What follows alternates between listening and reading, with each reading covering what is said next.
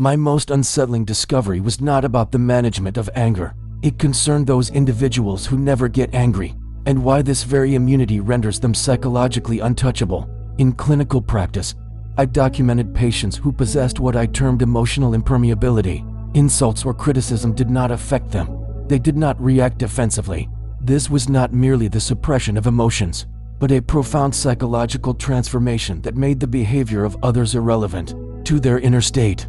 The genesis of this finding lay in the case of Henrik, a businessman whose peculiar lack of emotional reactivity unsettled his peers. His wife's confession of infidelity, for instance, elicited not anger, but a dispassionate inquiry into the state of their union. The shadow mirror effect, transmuting triggers into reflection. Henrik was not emotionally numb, but had simply learned to perceive his triggers as mirrors reflecting facets of himself he had yet to fully comprehend.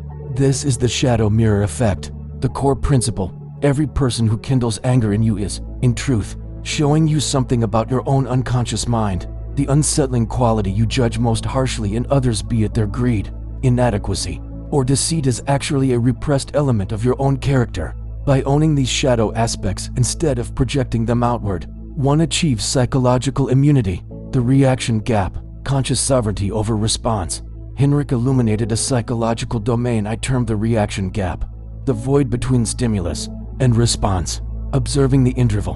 When an insult occurred, Henrik experienced time stretching, observing the words hover, suspended in the air. In this fleeting interval, he was granted the conscious choice to seize the words and permit them to become his, or to allow them to pass through him harmlessly. The observer protocol. Rather than reacting instantly, the individual must withdraw and observe the trigger as if watching a scene in the theater, noting the internal response without merging one's identity with it. The self becomes the consciousness that merely observes the emotions, not the emotion itself. Projection reversal, seeing the wound, not the attack. The immune individual develops the capacity to look through the emotional attacks of others, to discern the psychological wounds that are the true driving force behind them. Psychological X-ray vision. When a person attacks you, they are invariably revealing a truth about themselves, not about you. Criticism regarding your looks originates from their own insecurity. Attacks on your accomplishments arise from their lack of achievement.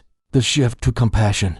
Once these projections are perceived with utter clarity, it becomes virtually impossible to accept personal attacks as truly personal. Instead, one feels profound compassion for the psychological distress that fuels their aggression, viewing the attacker as a wounded child lashing out in its pain. Emotional alchemy, turning hardship into wisdom. The ultimate stage of emotional impermeability is emotional alchemy, the profound ability to transmute every trigger into psychological gold. Teachers, not adversaries. Difficult people are no longer problems to be avoided, but are seen as teachers who bring the precise lesson required for ongoing growth. The greater their ability to trigger your reaction, the more invaluable they become to your development. The compassionate warrior. The highest purpose of this path is not mere invulnerability, but to become anti-fragile, stronger, and more compassionate as a result of every challenge. This compassionate warrior achieves complete mastery by remaining utterly untriggered, while simultaneously caring deeply about the fate of others, engaging with humanity from a position of profound psychological strength.